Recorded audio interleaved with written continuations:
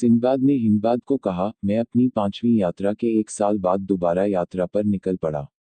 जब मैंने दोबारा यात्रा करने की बात कही, तो मेरे दोस्तों ने मुझे बहुत मना किया, लेकिन मैंने किसी की न सुनी। सबसे पहले मैंने रोड से यात्रा शुरू की और फारस के कुछ नगरों में घूमा। इसके बाद एक जहाज पर बैठकर मैंने अपनी छठी जहाजी यात्रा शुरू की। जहाज के कप्तान ने मुझे बताया कि वो लंबी यात्रा करने वाले हैं और कई जगहों पर जाएंगे। कुछ दिनों की यात्रा करने के बाद जहाज को चलाने वाला व्यक्ति रास्ता भूल गया। उसने किताबें और नक्शे देखना शुरू किया। किसी तरह उसने 5 दिन तक यात्रा की और फिर एक दिन जोर जोर से चिल्लाने लगा और अपना सिर पीटने लगा।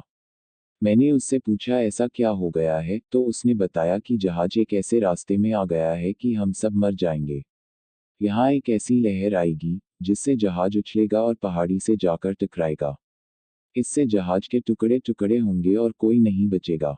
खुशकिस्मती से जहां हम पहुंचे थे, वहां पास में ही एक तट था। हमने खाने पीने की चीजें जल्दी तट तक पहुंचा दी और उधर तट के पास ही रुक गए। कुछ ही देर में वो लहर आई और पूरा जहाज टुकड़ों में बट गया। उस तट के आसपास कई सारे लोगों के कंकाल थे और व्यापारियों के सामान बिखरे हुए थे।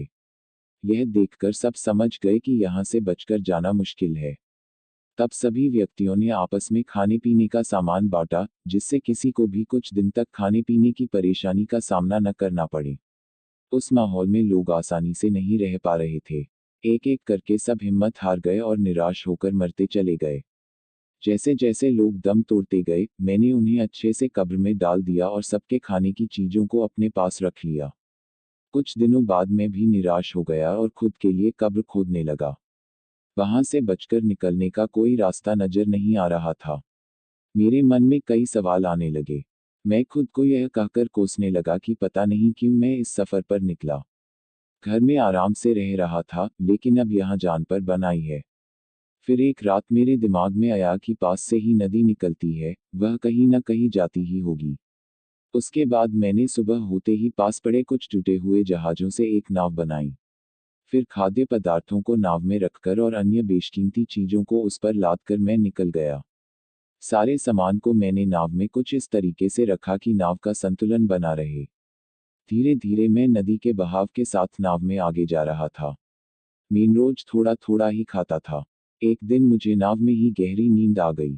कुछ घंटों के बाद मैं एक ऐसी जगह पर था, जहां मुझे चारों ओर लोगों ने घेर रखा था और मेरी नाव किसी किनारे में बंधी हुई थी। लोगों को देखकर मैं बहुत खुश हुआ। मैंने लोगों से अपनी अरबी भाषा में पूछा कि मैं यहाँ कैसे आया। वो लोग अरबी नहीं जानते थे, लेकिन उनमें एक व्यक्ति मेरे सामने आया और कहा, तुम्हें घबराने की जरूरत नहीं है। यह सुरक्षित जगह है। तुम्हारी नाव उस जगह अटक गई थी, जहां से इस नदी का पानी हमारे शहर तक पहुंचता है। जब हम लोग आगे गए तो देखा कि तुम्हारी नाव वहां अटक रखी थी और तुम सो रहे थे। हमने तुम्हारी नाव को खींचकर यहाँ लाकर बांध दिया। उसके बाद उस व्यक्ति ने मेरे बारे में पूछा। मैंने अपना किस्सा सुनाने से पहले खाने के लिए कुछ मांगा। फिर पेट भर खाना खाने के बाद मैंने अपने साथ जो भी बीती वो विस्तार से उन्हें बताया। मेरी बात सुनकर सभी हैरान हुए और उन्होंने मुझे कहा कि चलो तुम यहाँ के यानी सरान द्वीप के राजा से मुलाकात कर लो। उस शहर के लोग मुझे और मेरे सामान को राजमहल लेकर गए। मैंने राजमहल पहुंचकर राजा को नमस्ते किया। महाराज ने फिर मुझसे पूछा कि मैं इस राज्य तक कैसे पहुंचा। मैंने कुछ देर में ही अपने बारे में सब कुछ बता दिया। राजा मेरी बात सुनकर चौंक गए। फिर उन्होंने मुझे अपनी पोटलियों को खोलने के लिए कहा। उसमें इतना सारा रत्न देखकर वह दंग रह गए। मैंने राजा से कहा कि ये सारे रत्न आपके लिए ही हैं। आप रख लीजिए इन्हें। महाराज ने बड़े प्यार से कहा कि नहीं, यह सारे रत्न आपके हैं और आप ही इन्हें रखिए। इतना कहकर उन्होंने अपने सैनिकों को मेरा अच्छे से ख्याल रखने और एक अलग बड़ा सा कमरा देने को कहा। मैं वहां कई दिनों तक रहा और पूरे नगर में घूमा। मैंने देखा कि नगर में कई ऐसे पहाड़ हैं, जहां से बेशकीमती रत्न निकलते थे। उस नगर में खूब सारे सफेद मोती और लाल मोती भी थे। यह सब देखकर मुझे काफी अच्छा लगा। 5-6 दिन वहां रहकर मैंने महाराजा से अपने देश वापस जाने के लिए आज्ञा मांगी। उन्होंने एक जहाज और कई सारे उपहार देकर मुझे भेजा। इसके अलावा बगदाद के खलीफा के लिए एक पत्र और कई महंगे तोहफे दिए। सबसे विदा लेकर मैं अपने बगदाद के लिए निकल गया। 7 दिनों में जहाज बगदाद पहुंच गया।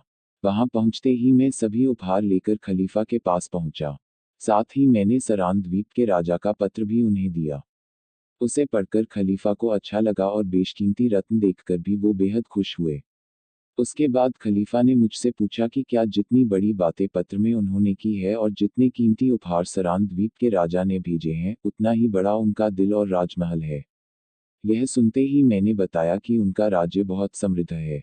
वहाँ कई सारे कीमती रत्न मिलते हैं। उनकी प्रजा भी बहुत प्रेम से रहती है। वहाँ सब कुछ इतना अच्छा है कि कोतवाल और न्याय करने वालों की जरूरत भी नहीं पड़ती। मेरी बात सुनकर खलीफा ने कहा कि लगता है वो बहुत समझदार राजा हैं। उनकी बुद्धि के कारण ही सब कुछ वहाँ अच्छे तरीके से नियंत्रित है। इतना कहकर खलीफा ने मुझे जाने की इजाजत दी। इतनी कहानी सुनाकर सिंदबाद ने हिंदबाद से कहा कि अब आप कल आना और मुझसे मेरी आखिरी समुद्री यात्रा के बारे में सुनना। इतना कहकर सिंदबाद ने हिंदबाद को कुछ उपहार भी दिए।